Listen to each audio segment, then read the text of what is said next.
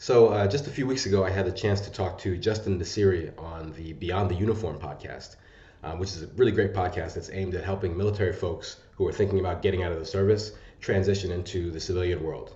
And so he has lots of great guests on who talk about, who speak to the different complexities that go along with that process. So I was lucky enough to be on it as someone who's had that experience myself.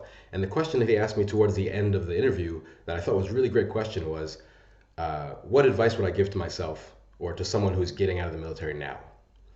And the answer that I came up with and that really just struck me in the moment was, I thought, really useful and interesting because it applies not only to people in that situation, but to people who are, let's say, in the corporate world and maybe want to become an entrepreneur or are in a job that are dissatisfied in and want to go do something that's drastically different, maybe that they haven't had training for, maybe that they don't feel qualified for even. And the answer I gave was to not do what you think you have to do ever, especially when it comes to career. That doesn't mean, be irresponsible and don't use the resources you have or the skills that you've gained to make your way in the future. But it is to say, don't feel that you have to be trapped in whatever position, whatever function, whatever role you've been in until now.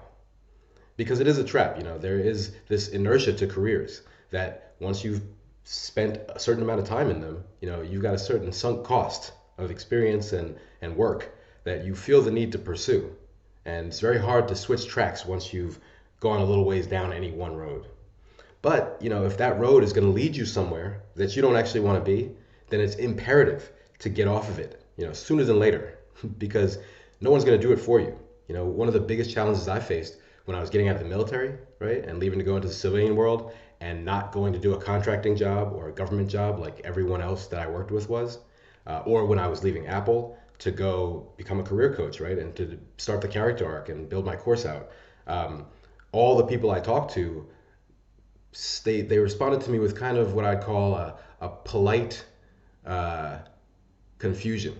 It wasn't that they were negative about it. It wasn't that they were mean, but there was a look of, kind of, what are you doing? Are you sure about this? How's it going to work out? And that was something that was coming from oftentimes, their own fear about making that kind of a drastic change. And that kind of fear is infectious, because when everyone around you is telling you something, it's difficult for you to say, I'm still going to go and do what I want to do. But it's an important consideration, right? Because if you don't make that decision, correctly, then in that 5 years time, you find yourself in a place that you could have predicted you'd be in and that you don't want to be in. And that's a tough situation for people. It's not only tragic, but very, very disheartening along the way. And it makes it harder for you to switch gears later in the game. So career inertia is a problem. It's one of those things that happens behind the scenes that you don't notice until you're fully there, But if you're in a job where you've been there for 10 years and you're not happy with it, and there's something else you want to do that's calling to you, right? Or you just want to do something different, have a bit of an adventure, there are ways of going about doing that, especially when you've reached a stage in your career where you've become successful. That ability to become successful is not only siloed in the one area that you've done it. You can transport that ability to other industries. I've done it many times. I've seen many people do it successfully, and it makes them much happier. It makes them much more fulfilled. It makes them feel like what they're doing is what they want to be doing. And they don't feel trapped in the places they've been trapped before.